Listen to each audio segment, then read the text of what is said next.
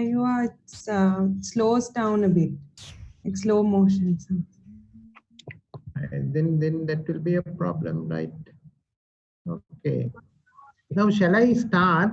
And if you all cannot hear clearly, can you just let me know?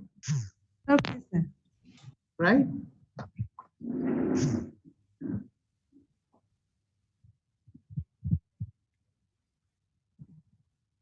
So can you all see the screen? Yes, sir.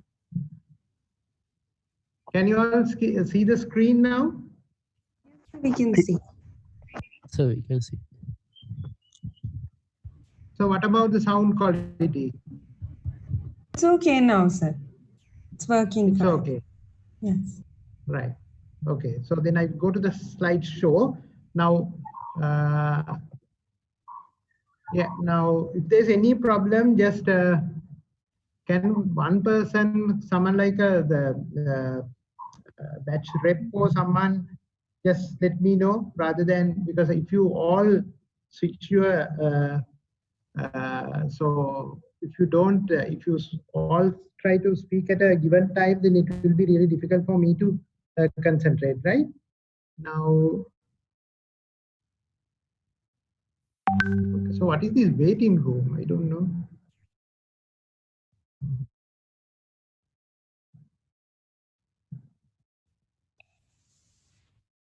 Right. Right. Can you all hear now? Hello? Yes, sir, we can hear. Right. So shall I start the lecture now?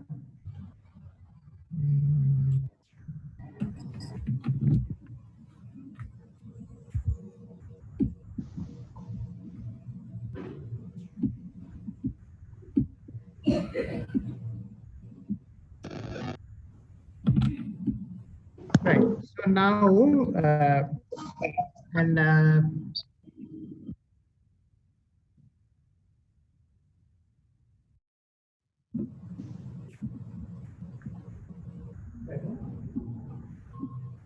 now basically next hour or so, so what I would do is I would go through respiratory emergencies basically as 4 case scenarios, and then I would try to I would explain the difference between type 1 and type 2 respiratory failure.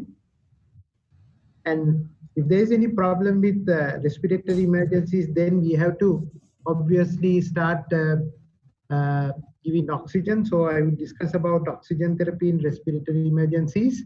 And then nowadays, if you go to a sort of a ward, so when there is patients with hypoxia and all that, so then most of the time we are so we have to give something like non-invasive positive pressure ventilation. So basically, I would discuss about the respiratory emergencies as case scenarios, and then about type 1, type 2 respiratory failure, and then oxygen therapy in respiratory emergencies, and non-invasive positive pressure ventilation. Right? Excuse me, sir. Sorry to interrupt. Yeah. Sir, some are saying that they haven't been let into the conference.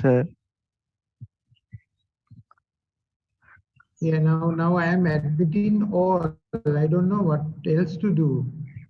So there are about now. I have already clicked admit all.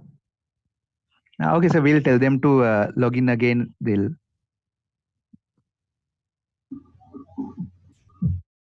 I'm not quite sure what else I have to do. So is the sound clear now? Sound clear, sir. Yes, sir. I have been admitting almost all now. Now there are about 125 participants. Am I correct? Right. So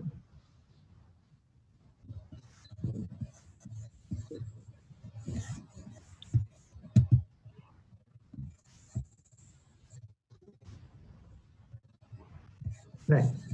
Okay. Now,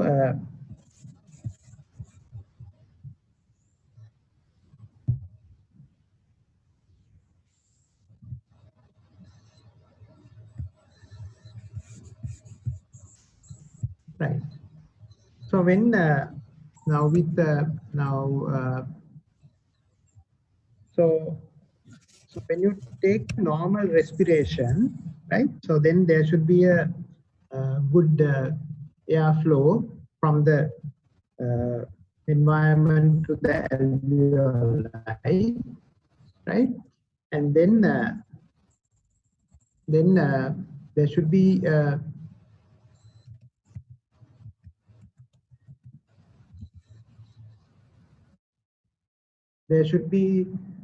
sort of a diffusion of oxygen across the alveoli into the blood vessels, mainly the capillary blood vessels and all that.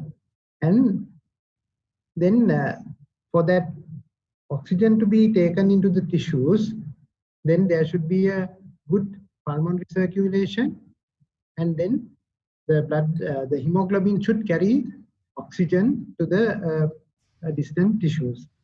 Now, when there is a problem with the respiration, like respiratory muscles, or when there is an obstruction to the bronchial tree, then there will be a problem of ventilation of the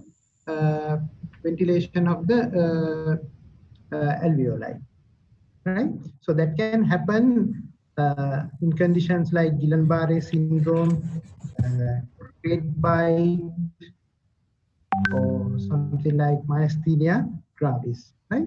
So in addition to that, if there's a obstruction, such as in bronchial asthma, chronic obstructive pulmonary disease, or foreign body inhalation, right? So then again, there will be even in upper airway obstruction, there will be a problem with ventilation of the alveoli, right? Like that, the diffusion will be affected in conditions like pneumonia, acute pulmonary edema, in ARDS, and in conditions like pneumothorax, right?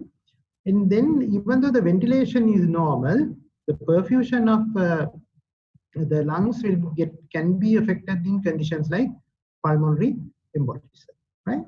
So still, even if there is a good ventilation as well as good perfusion of the lungs, still, if there's a problem with the hemoglobin, like in carbon monoxide poisoning, then the oxygen will not be delivered to the tissues, right? So any one of these conditions, like a problem in ventilation, diffusion, perfusion, or delivery of oxygen, can result in respiratory emergencies, right?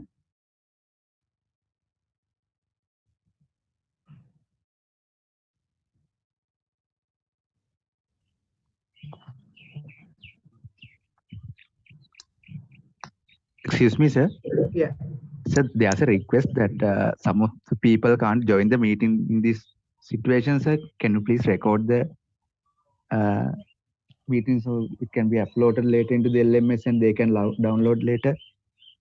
So I really don't know how to do this. So basically, now there are people like Nimesha has entered the waiting room or something like that. It's appearing. So I am admitting all of them. So there's an option to record the whole session, and then it can be uploaded to the LMS later. How do you do that?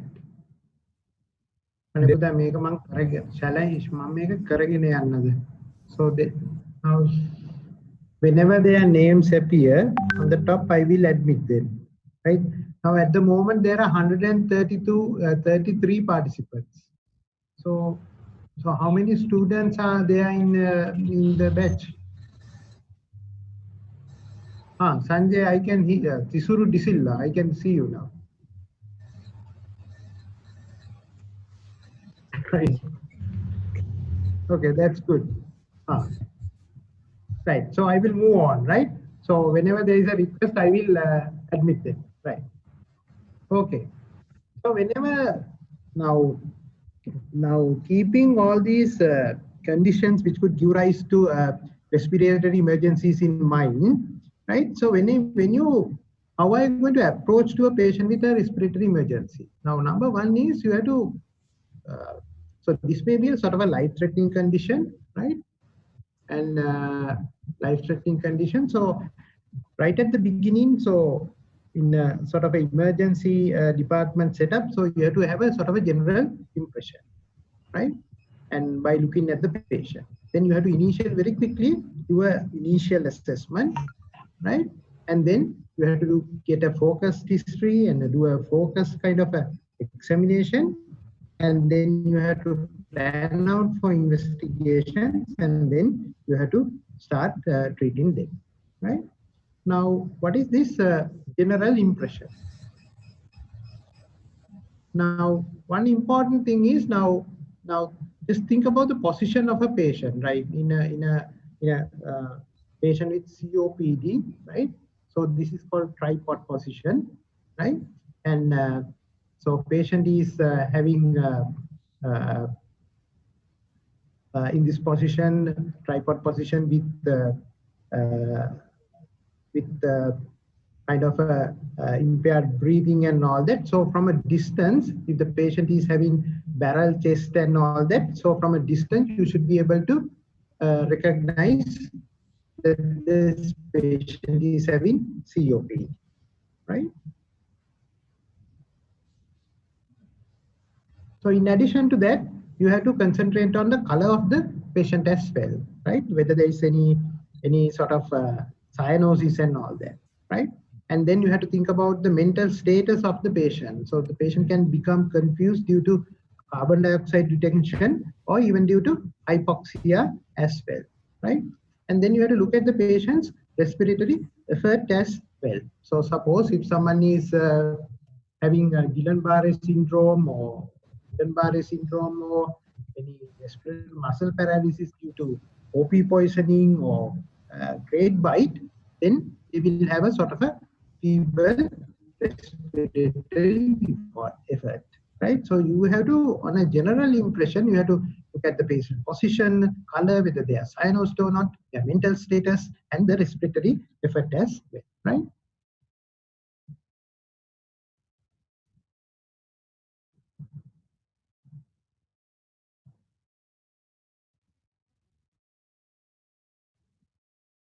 Okay. Then initial assessment should involve the, like in sort of a ABCD kind of a picture where you have to look at the airway, whether it is open or not. And then you have to check whether there are any sounds coming up like stridor and all that, right? And then you have to look at the breathing as well, the rate of breathing. Normal respiratory rate is around from 12 to 20, but in patients with respiratory emergencies, it may be low as well as it may be really high, right? And then you have to check the circulation quickly, like peripheries. So you have to check whether the peripheries are warm, pink, right? And then you have to palpate the pulses as well, right? So disability would include the assessment of the mental status. And then obviously you have to check the vital signs, right? Like respiratory rate, blood pressure, and partial pressure of oxygen. Right. Okay. Now, so how many students are there in your batch? One. Hello. 169. 160. Right. So we'll take 160, right? So I would divide the whole batch into 4, 1 to 40, and 40 to 80, 81 to 120, 120 to 160, right? So during case scenario 1, I think students from 1 to 40 should unmute the this thing, right? And they should answer the questions, right? So case scenario 1 now, there's a 74-year-old woman, right? Presented with difficulty in breathing for about 6 hours, right? And when you go through the past history, patient has had hypertension for 5 years and recently had a fall and fractured her pelvis. That was accidental fall about 1 month ago, and since then the mobility was reduced, right? So on examination, patient was dyspneic and partial pressure of oxygen is 90% on room air, and the pulse rate is about 120 per minute, and blood pressure is 100/60, right? And there are no murmurs, and auscultation of the lungs absolutely fine. Okay, right.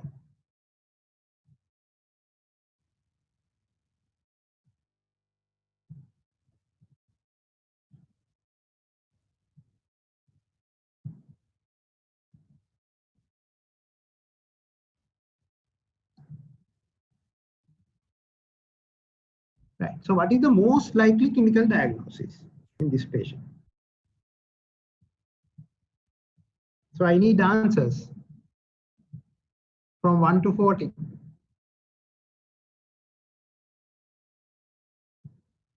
So what is the most likely clinical diagnosis? Can you all hear Buddha?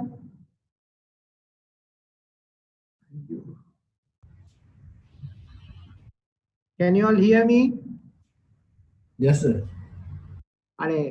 So can those who are the index number 1 to 40, can you all switch on your microphones and the video as well?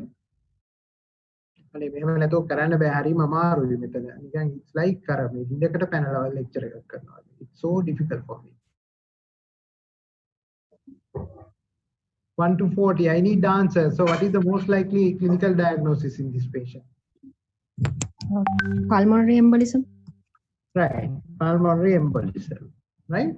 So why did you think that this is pulmonary embolism? Because the lungs are clear and dyspnea. Right. And recent fracture, hip fracture. I think that is the most important thing, right? So in this patient's case scenario, so the patient is coming with difficulty in breathing, last for about 6 hours, right? The past history patient has had hypertension. So in our differential diagnosis, we have to think about acute pulmonary edema and then about acute kidney injury resulting fluid overload and all that, right? In differential diagnosis, we have to think about those conditions, right? But here the patient has a fractured pelvis about a month ago. So that is a very well known risk factor for developing deep vein thrombosis and later developing pulmonary embolism. Right? So in addition, patient is dyspneic and oxygen saturation is 90% on room air, and patient is tachycardic. Right? And the patient's blood pressure, even though the patient is known to have hypertension, blood pressure is on the lower side. And the heart auscultation, the heart is normal, there are no murmurs, and also auscultation of the lungs are absolutely fine. And there is no evidence of any pulmonary edema, right? So clinically, the most likely diagnosis is pulmonary embolism, right? So then what are you going to do now? Right? So the house officer has requested for a ECG. So what do you expect to see in the ECG? And most of the time, ECG will be normal, right? In patients with acute pulmonary embolism. So most of the time, if it is a small one, then there won't be any changes, right? So sometimes you will only notice that there is tachycardia. Right? And then you can have non-specific changes as well in the ECG.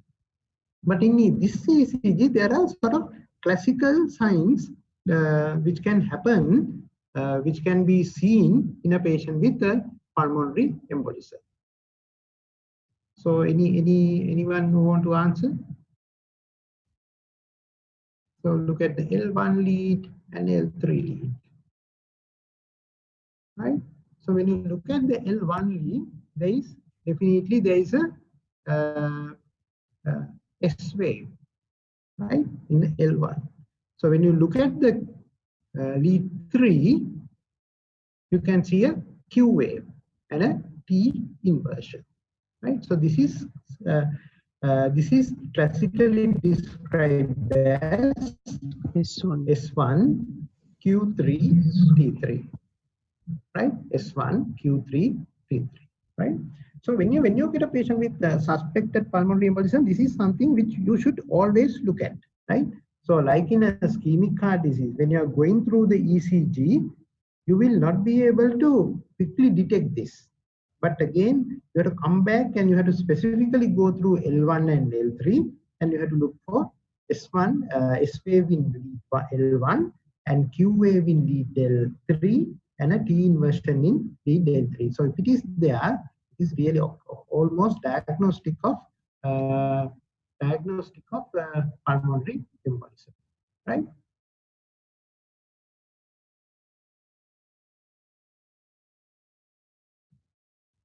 Okay.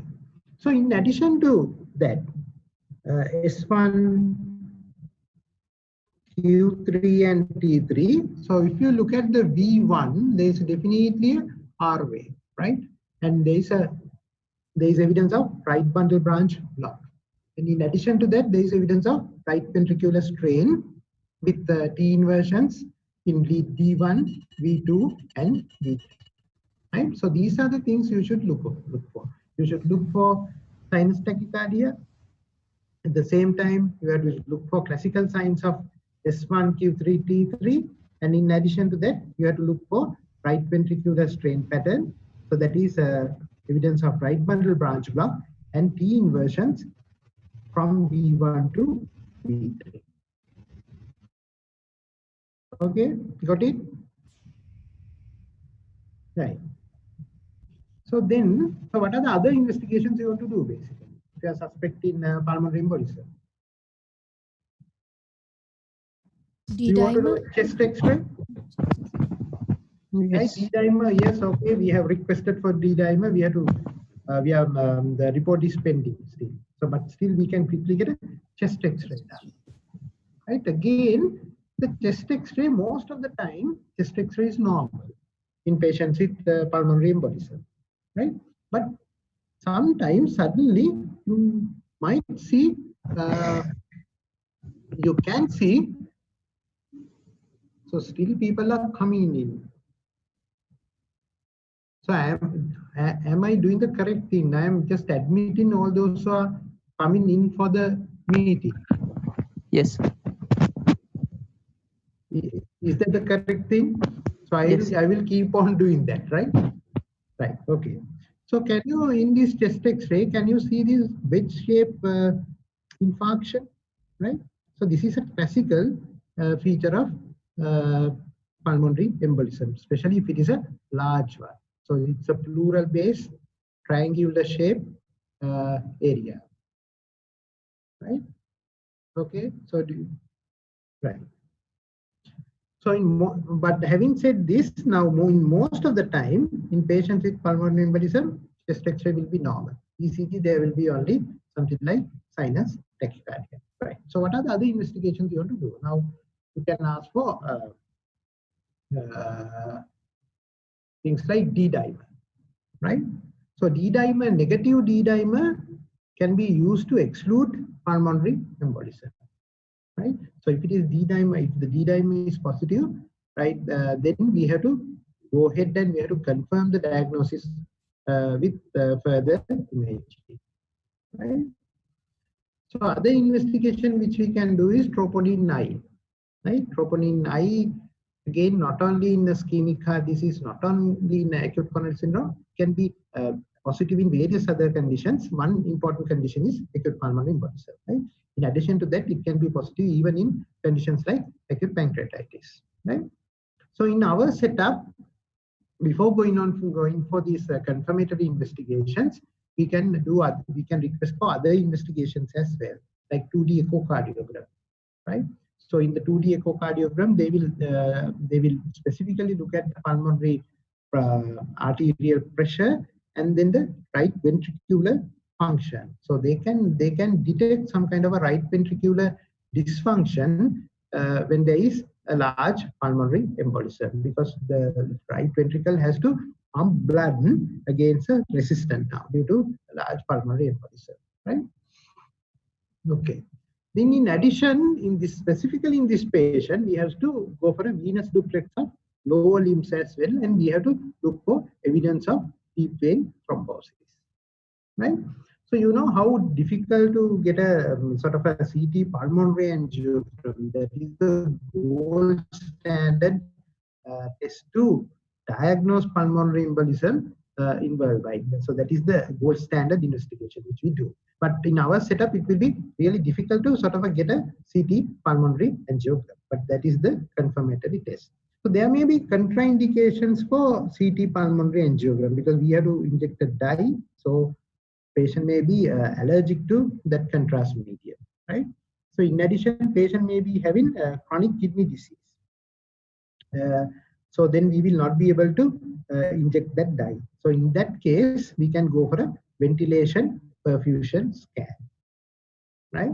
So there are two images they will take. One is during ventilation and another image, set of images during perfusion, right? So in pulmonary embolism, ventilation will be perfectly normal, but perfusion will be affected, right? So there will be filling defects in the perfusion scan.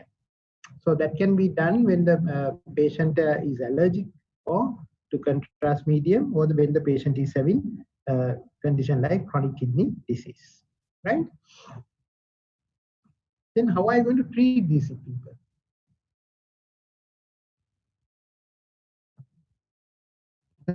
Now, just going to just couple of other. Now, in pulmonary embolism, apart from sudden onset difficulty in breathing, they can have pleuritic type chest pain, right? They can have hemoptysis as well. Then there may be precipitating factor. One important precipitating factor is prolonged immobility. So that can be resulted due to fractured pelvis, like in this patient, or things like fractured neck of femur. Right? There may be, so you have to inquire about other precipitating factors as well. Things like pregnancy, right? Oral contraceptive pills, and then thrombophilic conditions, right? And then in addition, in examination, this patient had tachypnea, tachycardia, hypoxia, and normal lungs. And in addition to that, you must always look for evidence of deep vein thrombosis, right? So how are you going to treat them? So number one, they need supportive care with oxygen therapy and analgesics, right? Oxygen therapy and analgesics. And then you have to go ahead with anticoagulation, low molecular weight heparin followed by warfarin.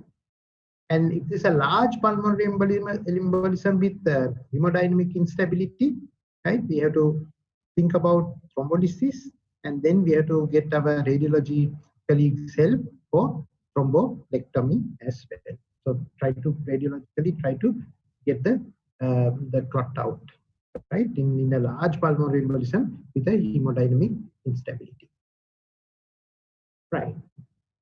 Okay. So any question about this case scenario one?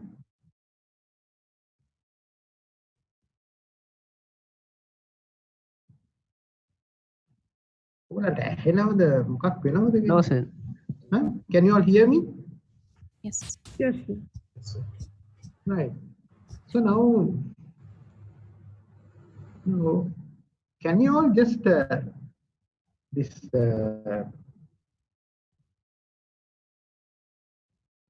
this, at least then I can see a couple of people's faces. Now that is what Dr. Hera told me, right? So if you can switch on this video, then I can at least see how you all are responding.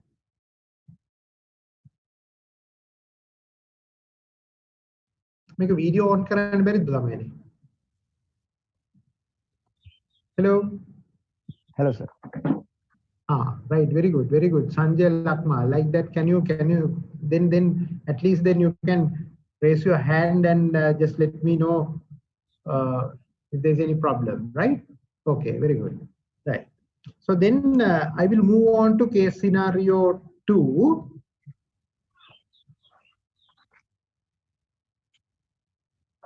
Right. So here a 24-year-old man presented with left-sided chest pain. and difficulty in breathing for 2 hours, right? And he got admitted about 10 minutes ago, and then his condition got worse since admission, right? And then he had a chest X-ray done, urgent evo chest X-ray, and on examination, patient was tachypnic, right, with a respiratory of around 40, and patient was cyanosed, and his pulse rate was 130, and blood pressure is on the lower side, 70/40. Like, he looks really ill, and this is the chest X-ray. So I need answers from index number 41 to 80. So what can you hear? What can you see in this chest X-ray? Answers from 41 to 80. Tension pneumothorax. Right. So in the chest X-ray, what can you see?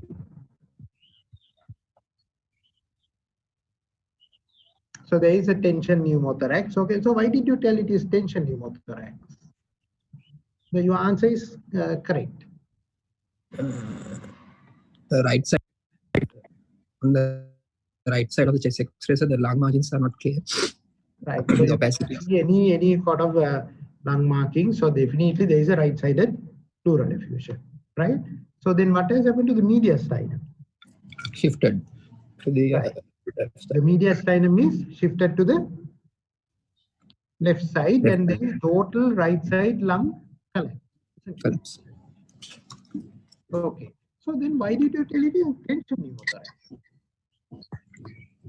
Your answer is correct. Because patient is unstable, right? Patient is desaturating, and then the patient, and importantly, patient is tachycardic, and right, oxygen saturation is on the lower side, and in addition to that, patient's blood pressure is low, right? So putting everything together, then the diagnosis should be tension pneumothorax. So blood pressure is low due to impaired venous return, and gradually the pressure within the right side of the chest is gradually getting increased. So that will definitely affect the venous return and result in low blood pressure, right?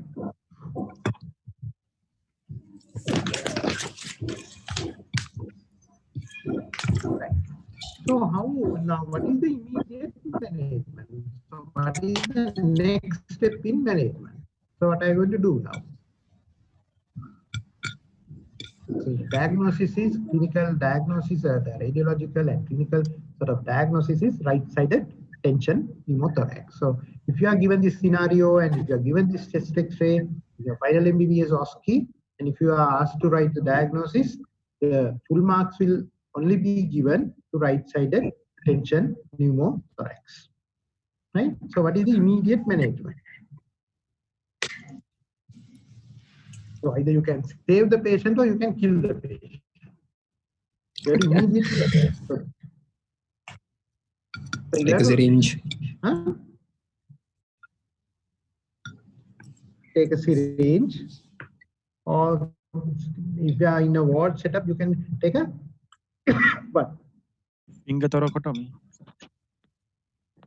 IC tube insertion. Beg your pardon? IC tube insertion. IC intercostal tube insertion, right? Okay, so then you have to speak to someone who can put the IC tube in. Yes, that is the definitive treatment, but this is a sort of a life-threatening emergency. You have to immediately act. Needle thoracentesis followed by IC tube insertion. Right. Okay. So how are you going to do this needle? This thing? Step below the rib. So which intercostal space? Second intercostal Second. space, Right. Second intercostal space, mid clavicular. clavicular line. So what are you going to use? So you have to use a large bore cannula, isn't it? In a ward setup, you can use gauge 12 or 14 large bore cannula, and you can quickly insert that through the second intercostal space midclavicular line, right? So you have to immediately relieve this pressure, right? So otherwise patient can become hemodynamically unstable and patient will not survive, right? The diagnosis is right-sided tension pneumothorax, and you must know how you are going to manage the patient. So later on, we can refer the patient to surgical team, or even the medical registrar or the medical team can insert a ICU tube, right? Okay, so just a couple of things about clinical features of pneumothorax, right? Like in pneumonia, like in lung fibrosis, right? Apical fibrosis, pleural effusion, right? So you must know the clinical features of pneumothorax, right? So general examination, patient will be tachypneic and patient will have cyanosis, right? So if the patient is having right-sided pneumothorax or tension pneumothorax, then the trachea will be deviated to the opposite side, left side. When you percuss, there will be hyporesonant over the affected side, like this patient right side, right? And the vocal frequency and resonance will be diminished, and breath sounds also will be diminished on the right side, right? Okay, so that is about tension pneumothorax. Now, if it is not a tension pneumothorax, how are you going to manage, right? So if it is a sort of a spontaneous pneumothorax, and if the patient is having bilateral pneumothorax, or if the patient is hemodynamically unstable, right? So then immediately you have to proceed with chest drain, right? If it is bilateral, and if the patient is hemodynamically unstable, right? Otherwise, if it is unilateral and if the patient is hemodynamically stable, you have to find out whether it is a primary pneumothorax or a secondary pneumothorax, right? So if the age is more than 50, and if there is a significant smoking history, and if there is evidence of lung disease on examination or on chest X-ray, then it will be considered as a secondary pneumothorax, right? Otherwise, it will be considered as a primary pneumothorax, right? So if it is a primary pneumothorax, you have to look at the size of the pneumothorax, right? So this is how you are going to do that, right? So we usually go by the British guidelines. Now you look at, you measure the interpleural distance at the level of the hilum, right? And then if the size is more than 2 centimeters, and or if the patient is breathless, then we have to aspirate the pleural effusion, right? So you have to aspirate with a 16 to 8 gauge cannula. So you can, the maximum, the aspiration, the amount of air you are going to aspirate should be less than 2.5 liters, right? And then you have to again repeat the chest X-ray, right? So if it is less than 2 centimeters, and if the patient has improved, right, then you can consider about discharging the patient, keeping the patient for observation for a couple of hours. Then you actually can discharge the patient, and you can review the patient in OPD in 2 to 4 weeks time. Right? So same thing can be done if the size of the pneumothorax is less than 2 centimeters, and if the patient is not breathless, right? So after initial aspiration, if the patient is not responding, then you can follow this algorithm and you can go ahead with the insertion of a chest drain, right? So if it is a secondary pneumothorax, that is if the age is more than 50 years and if there's a significant history of smoking and if there is evidence of lung disease, even COPD, bronchial asthma, right? or if there's a problem in the chest X-ray, then that will be considered as a secondary pneumothorax. And then if it is more than 2 centimeters, or if the patient is breathless, yes, then you have to go ahead with chest drain, right? So we are not going to mess up with needle aspiration. We have to straight away, you have to go and put a chest drain in, right? So if the size is between 1 to 2 centimeters, we are going to aspirate that with a large bore needle, 60 to 18 gauge cannula, right? So if the size is less than 1 centimeter, so we can admit, and then we have to follow them up and we have to observe them for 24 hours, right? So if it is not successful and if the size is still more than 1 centimeter, we have to go ahead with insertion of a chest drain. Okay, so this is the algorithm we are going to follow, right? So number one, we have to find out whether it is the two most important things are whether it is a primary pneumothorax or a secondary pneumothorax, right? So that is basically by taking a history and examining the patient and looking at the chest X-ray, right? Age, history of smoking, and evidence of underlying disease clinically or on chest X-ray, right? And then the other important thing is the size of the pneumothorax, right? And you must know how to measure it as well, right? Right. So you are going to measure the interpleural distance at the level of the hilum, right? Okay. So any question about scenario 2? So again, this pulmonary embolism and this pneumothorax, tension pneumothorax, right? Patients can suddenly appear. So when you pass out and when you start your internship and all that, right? Suddenly you will see patients with pulmonary embolism, right?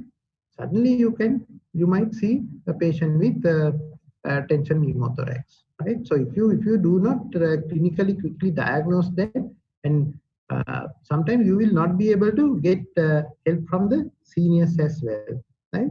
So actually putting a sort of a needle to the second intercostal space mid-clavicular line, sometimes you might have to do even on your day one of your internship, right? So any questions up to now? Second scenario.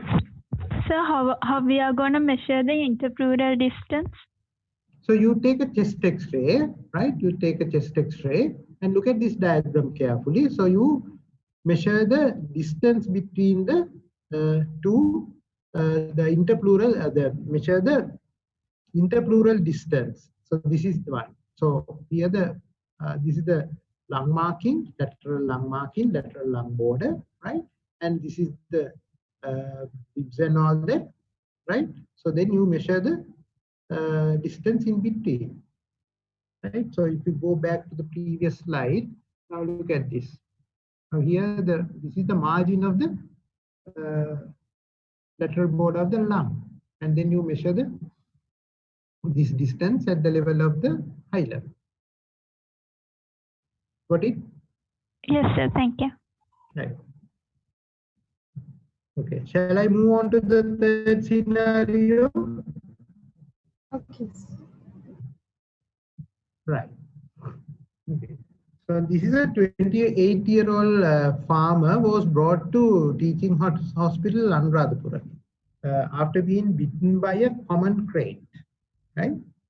So on admission, he had bilateral partial ptosis. So there is evidence of systemic envenomation, isn't it? So the patient was commenced on antivenom.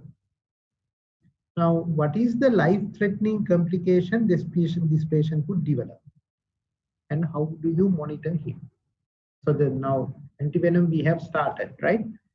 So what is the what is the major life-threatening complication this patient could develop? Respiratory muscle paralysis. Right. Okay. So this patient, the respiration can get affected, right? So this patient can go into a respiratory failure, right? So how should we monitor this patient? So we can do things at the bedside, and then in addition to that, we can do objectively as well, right? So what are we going to? What are the things which we can do at the bedside? Monitoring respiratory rate. Okay, monitoring the respiratory rate, right, important, right? Now, unlike the patients with acute pulmonary embolism or acute pulmonary edema or COPD, their rate may not be really high, right? So even though they are having respiratory difficulties, their respiratory rate will be on the lower side, right? So the problem in trade bite is at the level of the neuromuscular junction, isn't it? Right? So then what else? What are the other things which we can do? Oxygen saturation. Okay, oxygen saturation again, again important, right? We have to measure oxygen saturation as well, right? So their respiratory rate may be monitoring. Now respiratory rate is around 8, and oxygen saturation is about 94%. Anything else? Tidal volume. Right, tidal volume, yes, objectively we are going to assess, right? I will come into that later. What are the other things which we can do at the bedside?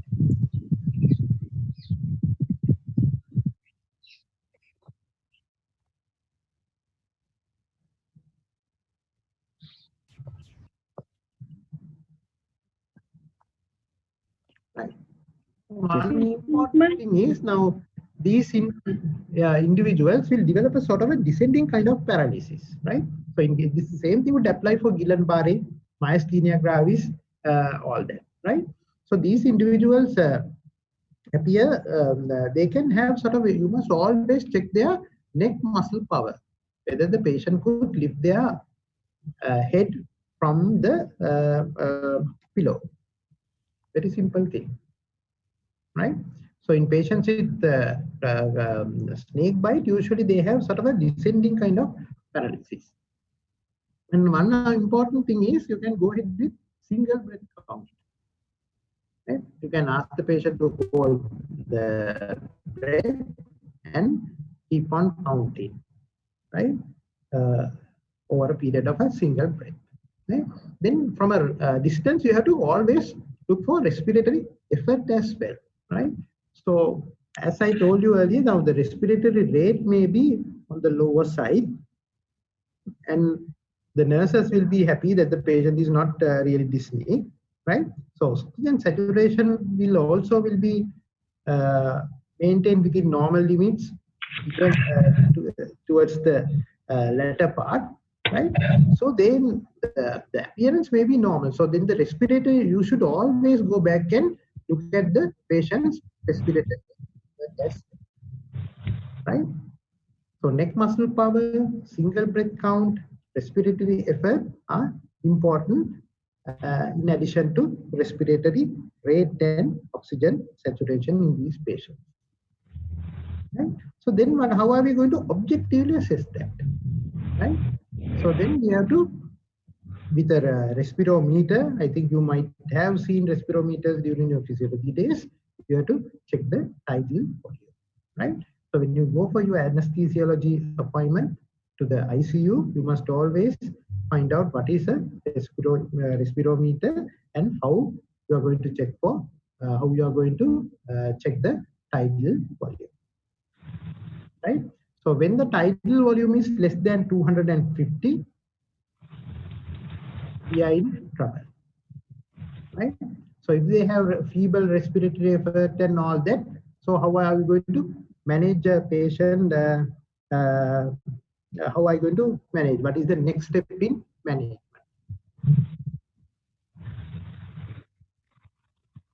Just giving oxygen, CPAP, Ventilation by CPAP. Yeah, so you have to intubate and start mechanical ventilation. Right. Okay. Right.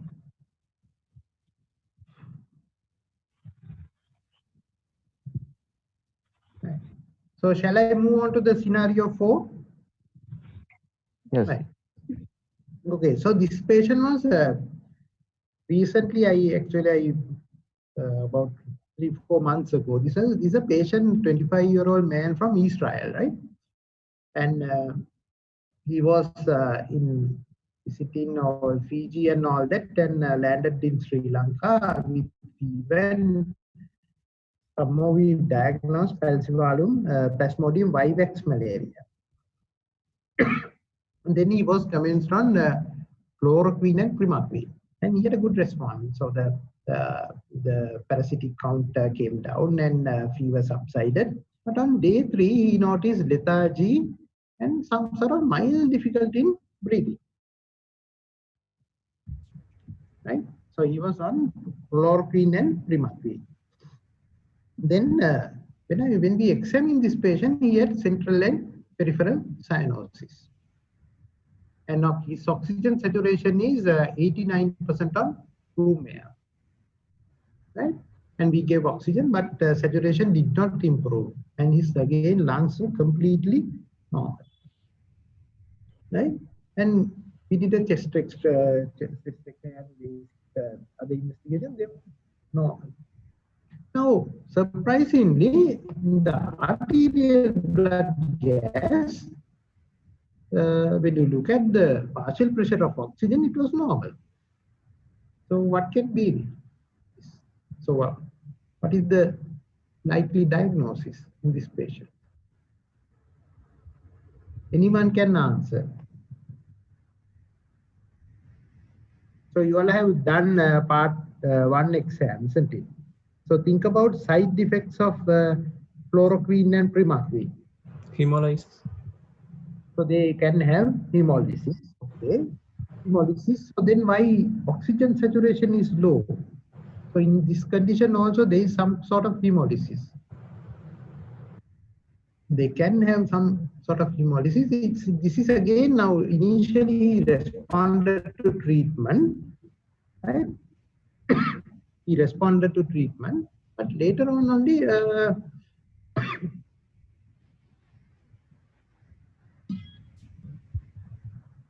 that's because of methemoglobinemia. Excellent, very good. So this patient has developed sort of methemoglobinemia. So that is a very well known complication of known side effect of both chloroquine and primaquine. Right, chloroquine and primaquine. So this patient actually developed methemoglobinemia. In methemoglobinemia, they will have a normal arterial blood gas findings, but their saturation will be on the lower side, and patient is clinically cyanosed. Right, there will be bluish discoloration can be seen centrally as well as peripherally. Right. So how are you going to confirm the diagnosis?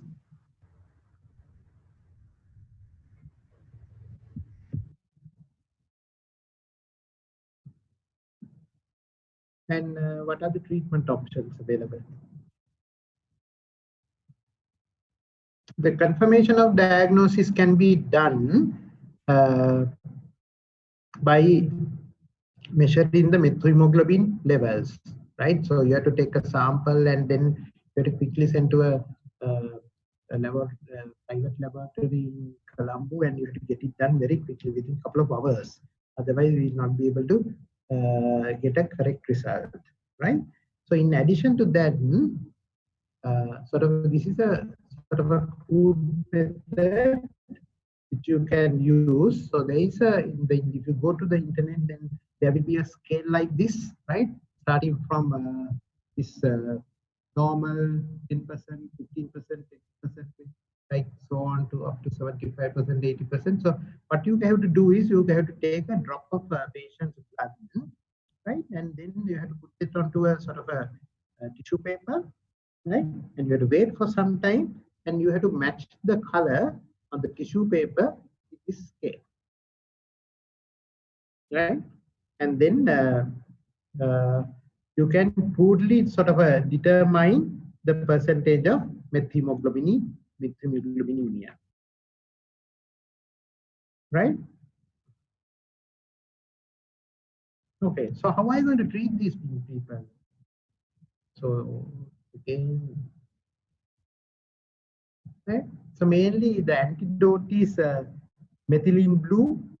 In addition, we can use IV vitamin C, and if the methemoglobin level is quite high, you can go for plasma pheresis. Right.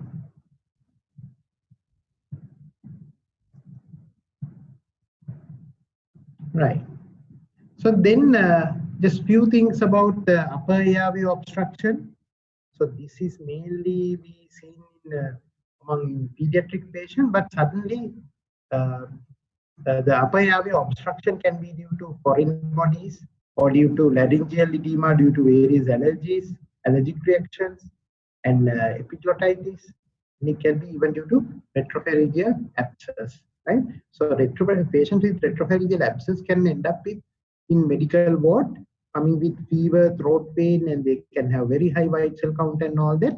So ultimately, at the end, they can develop upper airway obstruction. Same thing can happen with laryngeal edema, especially due to medications, things like ACE inhibitors and all that, right? So what is the common clinical feature which you get in patients with upper airway obstruction? They will have stridor. They will have stridor, right? So then few words about carbon monoxide poisoning, right? Again, it is again due to inhalation of carbon monoxide, and it is going to bind with hemoglobin, right? So the underlying problem is the blood will not be able to carry oxygen from lungs to the tissue, right? So they will present with symptoms such as headache, irritability, errors in judgment, confusion, vomiting, flu-like symptoms, and on examination, then we'll have sort of a peripheries will get pink color or cherry red discoloration.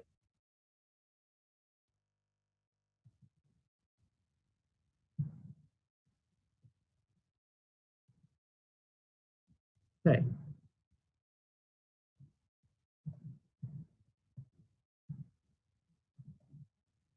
Okay.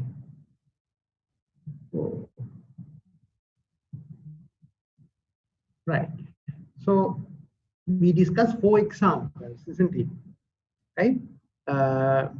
Now about ventilation, we discussed about trade bite and respiratory trade bite presenting with respiratory failure. So in under diffusion, we discuss about pneumothorax, right? And then under perfusion, we discuss about pulmonary embolism. And then under delivery of oxygen, we discuss about methemoglobinemia. Right. Okay. Any questions about all 4 case scenarios?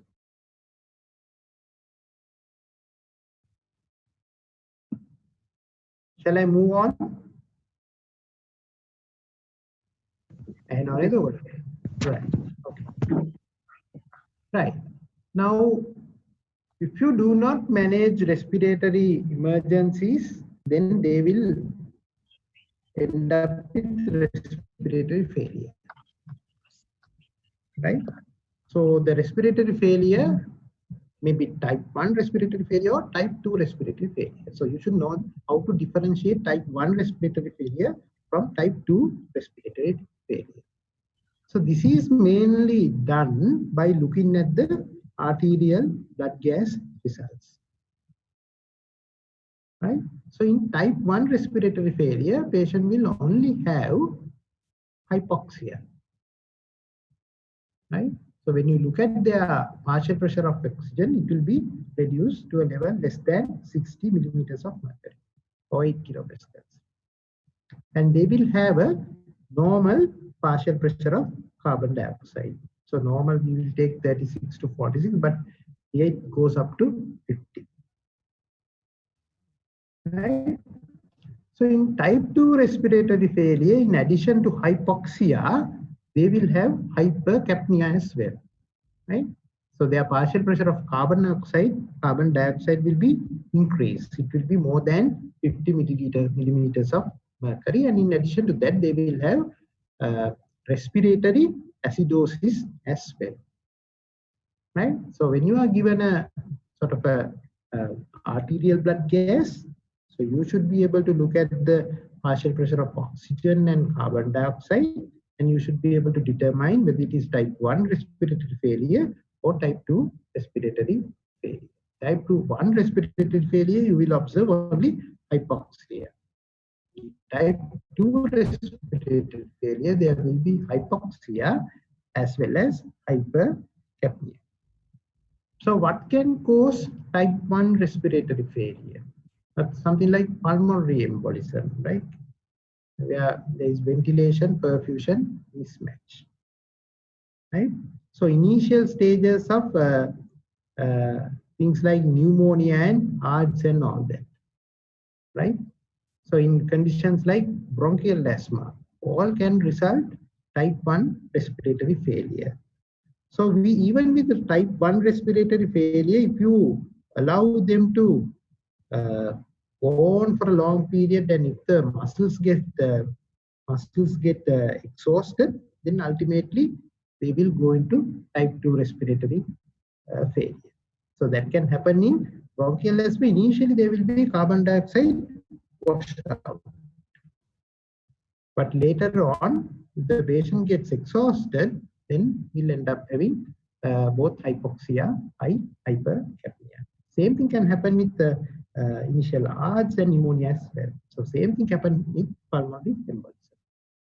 But when you take conditions like chronic obstructive pulmonary disease, usually they are chronic CO2 retainers, right? Chronic CO2 retainers. And in addition to conditions like Guillain-Barré syndrome, something like neuromuscular issues, right? They will usually develop type 2 respiratory failure, right? So in addition, so if there is reduced breathing effort due to exhaustion, if the patient is exhausted, or due to drug effects, right?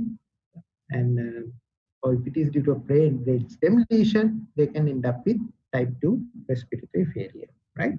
But your task is, when you are given a sort of a arterial blood gas, you should be able to interpret that. You should be able to demonstrate hypoxia, hypercapnia, right? And in addition, whether the patient is having respiratory or acidosis, and then you should comment about the whether it is type 1 respiratory failure or type 2 respiratory failure, right? Okay.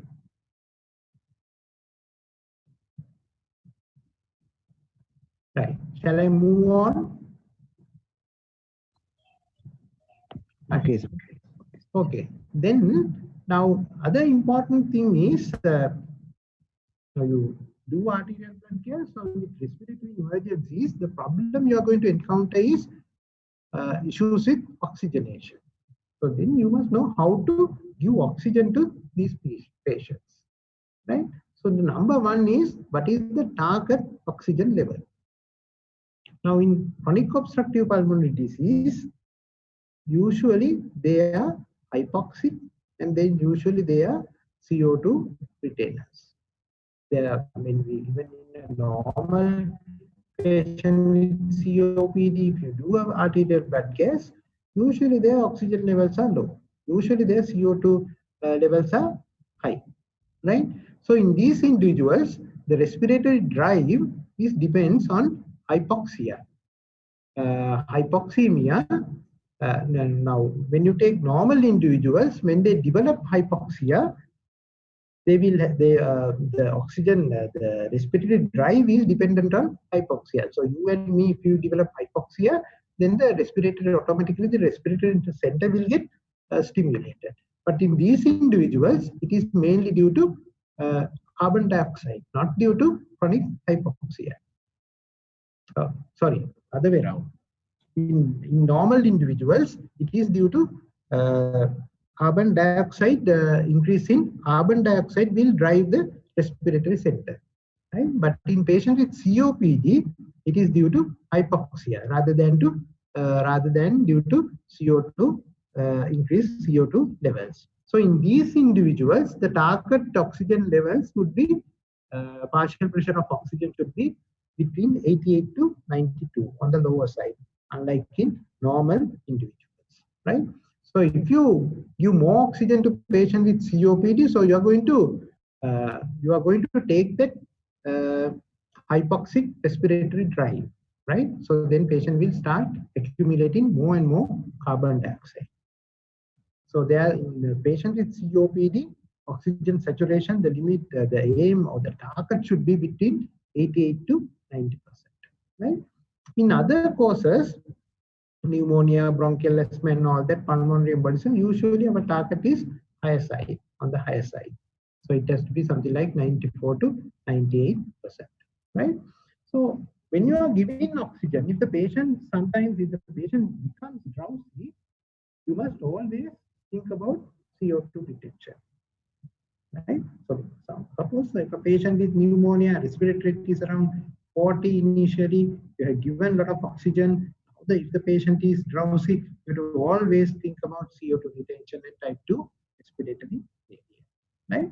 So you should immediately do arterial blood gas and you have to go through the values. Right. So these are the methods by which you are going to deliver oxygen, right? You can use Venturi mask. So suppose when you go back to your medical wards after this, once the clinical appointments are started, you must always go and find out what the Venturi mask are, right? So with Venturi mask, you can deliver precise concentration of oxygen to patients. So it ranges from 24 to 40%. Now there are specific Venturi masks indicating the percentage of oxygen which can be delivered, right? So then you have nasal prongs, right? So the maximum amount, the amount of oxygen you can deliver is 5 liters per minute. And the saturation of the percentage would be 24 to 40% of oxygen. And then you can use face mask. So that is Hudson mask, right? So you can use 5 to 8 liters of oxygen per minute, and the amount of oxygen you can deliver, the percentage would be 28 to 50% of oxygen. Then you have non-rebreather mask. So you can do a very higher amount of oxygen with a non-rebreather mask. So 18 to 15 liters per minute, and basically close to 100% of oxygen can be delivered to a patient with a non-rebreather mask, right? So again, when you go back to the ward, you have to find out what the Venturi mask, right? So you can deliver precise concentration of oxygen, 24, 28, 36 or 40%, right? So you know what is nasal prongs. You should have seen face mask now. This is a sort of a non-rebreather mask. Now, the important thing is that in non-rebreather mask, there is a reservoir like this, right? So this reservoir is connected to the external oxygen supply. In addition to that, there is a one-way valve, and that will prevent inhalation of expired air or room air. So the oxygen will be directly delivered from this reservoir into the face mask, right? So by doing that, you can give almost up to 100% of oxygen, right? So a couple of months ago, we had a patient with pneumonia, and patient was dyspneic and desaturating, and our team members have given oxygen with a non-rebreather mask, right? So when we went to the afternoon ward round, patient was drowsy. So what can be the most likely cause? The valve might have been open. Maybe due to patient might have gone into type 2 respiratory failure with CO2 retention. Right? So that is the most likely cause. Right? So we did the arterial blood gas and the patient was retaining this thing, and then we actually transferred that patient to the intensive care unit. Right. Right. Any question about giving oxygen? Right. So the targets in COPD go down 88 to 92% because their oxygen respiratory drive depends on hypoxia. Other causes target would be 94 to 98%. But if patient becomes drowsy while on oxygen, we have to always do an arterial blood gas and look for CO2 retention. Right? With a Venturi mask, then you must know what is Venturi mask, nasal prong face mask, and this is a non-rebreather mask. Right? Any questions? Right. So what is this? This is a non-invasive positive pressure ventilation mask. Right? So what is this? So in now we commonly call it CPAP, but actually there are two types of non-invasive positive pressure ventilation. One is CPAP, that is continuous positive airway pressure, and then there's something called BiPAP, that is bi-level positive airway pressure. Right? In continuous positive airway pressure, a single level of positive pressure is applied throughout the respiratory cycle during inspiration and expiration. So usually we give about 5 millimeters of mercury. In bi-level positive airway pressure, a little bit higher pressure is applied during inspiration. So that is called IPAP. Right? And then a little bit lower pressure is applied during expiration. So that is called EPAP.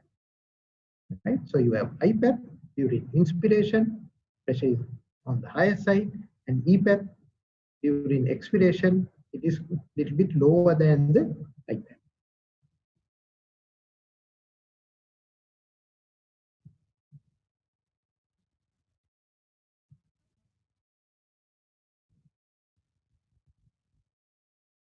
Right. Okay, so what are we doing by keeping a higher pressure within the system? So we will. So now look at this alveolus. Then the blood pressure, the pressure is on the lower side, so it can easily get deflamed, isn't it? So, but here the pressure is on the higher side, so you can keep more alveoli open during inspiration as well as during expiration, so the oxygenation will be improved. Right? So the non-invasive positive pressure ventilation will increase the airway pressure, and that will allow a better gas exchange, gas diffusion. Right? In addition to that, it will allow re-expansion of collapsed airless alveoli. Right? So by doing that, basically, we are going to improve alveolar ventilation. Right? So this will allow, or we can buy time for administered medication to work. So suppose if the patient is having COPD, so we can start BiPAP, right? And then we can allow our medications to start acting on the patient. Same thing would apply in patient with pneumonia. So we can start antibiotics and all that. So we can buy some time for the medications to start working. Right. So these are the goals of non-invasive positive pressure ventilation. Right. So we can increase the amount of inspired oxygen. Right. In addition, by giving a sort of a pressure support, we can decrease the workload of breathing. So that is the most important thing, right? So we are going not only giving oxygen, but we are giving a sort of a pressure support. By doing that, we can decrease the workload of breathing, right? So in turn, we can decrease the need for intubation, right? In sometimes and we can sometimes reduce the duration of hospital stay, and importantly, we can decrease the mortality rate, especially in patients with advanced chronic obstructive pulmonary disease. Now, having said that, now CPAP is mainly, that is continuous positive airway pressure. So that is applied throughout the cycle, is usually being given to patients coming with acute pulmonary edema. So usually they will have type 1 respiratory failure. So BiPAP is usually given for type 2 respiratory failure. So mainly patients with chronic obstructive pulmonary disease. So there are a lot of issues with non-invasive positive pressure ventilation, right? The patient should be alert and cooperative. So you are going to give a sort of a positive airway pressure. You are going to maintain a positive airway pressure, right? If the patient is not alert, right, and then automatically you can push things within the oral cavity and pharynx and all that, and into the respiratory tract, leading to aspiration, right? In addition, patient should be able to tolerate this mask, right? So when you put this mask on, when the patient starts to breathe, and then subsequently when the patient starts to breathe, then the machine will deliver oxygen with a higher pressure. So patient should synchronize with that, and patient should keep on breathing, and patient should be cooperative. Otherwise, this is not going to work. In addition to that, the non-invasive positive pressure will increase the intrathoracic pressure, that will reduce venous return, and in this hemodynamically compromised individuals, this will drop the blood pressure, right? So then if the blood pressure is falling, we cannot continue non-invasive positive pressure ventilation. In addition to that, this can result barotrauma. Then we have to use the lowest possible pressure to maintain ventilatory requirements, right? And importantly, the most important thing is difficulty in tolerating tightly fitting mask, right? So this again, if the patient is having facial or trauma or chest trauma, then we will not be able to use non-invasive positive pressure ventilation. Right. I think I have come to the end.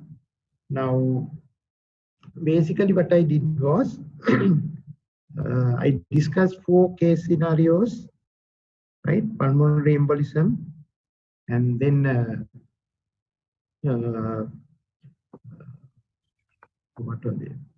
Pulmonary embolism we discussed, and then the respiratory failure due to crate bite, and then about pneumothorax, tension pneumothorax, and management and all that. And then a few things about carbon monoxide poisoning and methemoglobinemia, right? And then I discuss about oxygen therapy, non-invasive positive pressure ventilation, and arterial blood gas interpretation a little bit, and how to differentiate type 1 respiratory failure from type 2 respiratory failure, right? So you can ask any questions. So is these lectures, are these lectures helpful? Yes, sir. Yes, Yes. sir. Right. So basically, when I started, I was basically right at the beginning. I was really getting disturbed, and I was struggling actually. Even to change slides, it's a bit difficult. So you have to press the. I cannot use the arrow keys and all that, and so you have to go. I had to go by this other measures. So arrow keys didn't work right at the beginning. And this, what is this waiting room and all that? So to overcome that, what should I do? Probably I would ask from Dr. Hera. That wasn't a problem in the previous lectures. Maybe this particular link had different settings or something. Maybe you can contact the IIT, Mr. Darshana. Maybe he will know what to do. Right. I think when I'm setting down again, there's a icon appearing. Chatura Lakshan has entered the waiting room for the meeting, so I have to admit him to the room. Right. So I have been kept on doing that throughout my lecture. So I have to somehow, next time I will avoid that. Right. So any questions about the respiratory emergencies? So again, important thing is all these case scenarios can easily appear as single best type SBA type questions at your final MBBS exam. So these are important issues. So you must know the next, what is the next, what about the management, and as well as the next investigation which you have to request, right? And again, in addition to that, now again, interpreting arterial blood gas and all that, again, important when you start your internship. And then you must know exactly how to give oxygen to patients with respiratory emergency. Right? Any questions?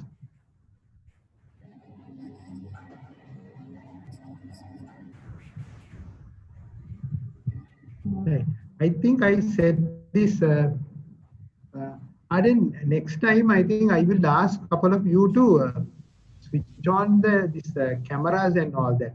So otherwise, it's really boring for me, right? I have been just talking just in front of a computer, and I don't know what's happening at the other end. And it is completely different from a sort of a normal lecture which we do in the sort of a lecture theater or a discussion which we do during a ward class or something like that. So again, now I cannot see anyone. Basically, it's really blank. So I am just, it's feeling like speaking to a sort of a wall, like a sort of a psychiatric patient, right? Next time I would ask you all to switch on your cameras, right? Then I can see whether you all are listening or doing the right. Any questions? Right. So shall I stop now? Okay. Right. Thank Thank you you. very much for. Thank you, sir. Thank you, sir. Sir.